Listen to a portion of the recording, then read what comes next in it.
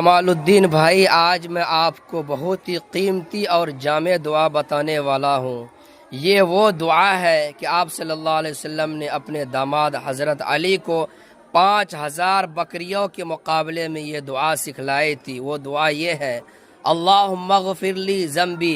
اے اللہ ہمارے گناہوں کو بخش دیجئے، ووسع لی خلقی، اور ہمارے اخلاق کو عمدہ اور بہتر بنا دیجئے، وطیب لی کسبی، اور ہمارے رزق کو عمدہ اور حلال اور پاکیزہ بنا دیجئے، وقنعنی بما رزقتنی، اور آپ نے ہمیں جو مال و دولت جو بھی عطا کی ہے اس پر قناعت کرنے والا بنا دیجئے، ولا تذہب قلبی الی شیء صرفت عنی، اور جو چیزیں ہمارے پاس نہیں ہیں ان چیزوں سے ہمارا دل ہٹا دیجئے۔ سامعین، ہمیں بھی ان دعاؤں کا اہتمام کرنا چاہیے اور خوب پڑھنا چاہیے، کیونکہ یہ بہت قیمتی اور جامع دعا ہے۔